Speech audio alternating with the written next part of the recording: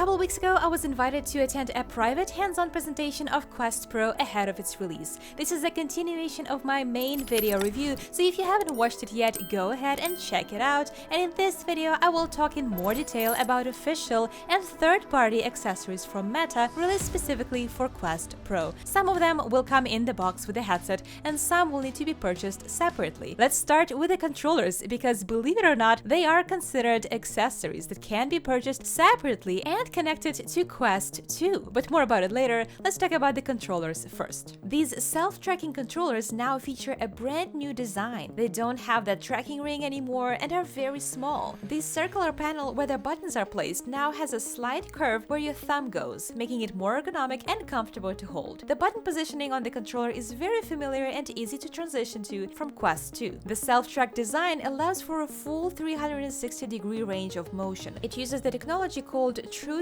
haptics that uses new localized haptics upgrades. When I was trying different apps, I could feel the tiniest haptic feedback in different experiences, like hitting little buttons, holding or throwing objects, and even writing with a stylus tip. Yes, a stylus tip. That was unexpected. At the bottom of the controller, there is a little tip made to be used for sketching and whiteboarding. I never thought that this would be a priority to incorporate in a controller design, but here it is. You can use this tip for precise note-taking in VR, but it's absolutely useless for gaming. The tracking of the new controllers felt great. I even tried putting them completely behind my back or my head, and there were absolutely no blind spots for tracking, which is definitely a huge upgrade from the Quest 2 controllers. And no rings means much lower chances of you damaging your controllers or your TV. And another important thing is, of course, that these controllers now feature rechargeable batteries. And something that comes in the box with your Quest Pro is a charging dock. Looks like someone got inspired by third-party accessories, because this charging dock is much smaller and sleeker than the bulky Anker charging dock. To charge your Quest Pro and your controllers, you simply put them on the dock to match the connectors right here. The Quest Pro still has a USB-C port available if you want to charge it with a cable while using it, but this wireless charging was a very nice surprise, because it's not an add-on, it comes with the box when you buy Quest Pro. Rechargeable batteries on the controllers might mean that they will work for much shorter periods of time, but if you make it a habit to place them on the charging dock every time you're done using Quest Pro, then you probably will never notice your controllers losing charge. What surprised me though is that Meta decided to sell these controllers as a separate upgrade option for Quest 2 owners. Basically, Quest Pro controllers are cross-compatible with Quest 2, and you can buy them if you want better tracking, more intricate haptic feedback, and an improved design. But is this the upgrade that's worth $299 US?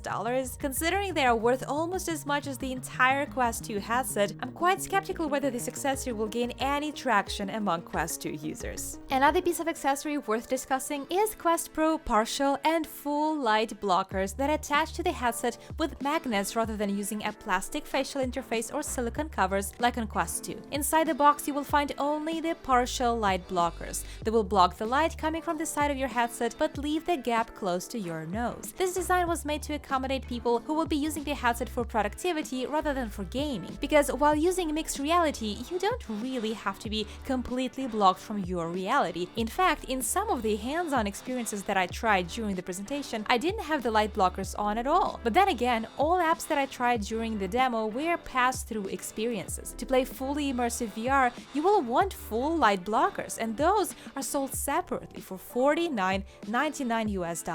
That's a lot of money, considering that being able to fully get immersed in virtual reality should be a given. This is just another proof that Meta do everything they can to position Quest Pro as a productivity and mixed reality first rather than a gaming headset. But then again, I'm certain that third-party sellers will be able to come up with cheaper alternatives soon enough. The last official accessory is Meta Quest Pro VR earphones. They will be sold for $49.99 US.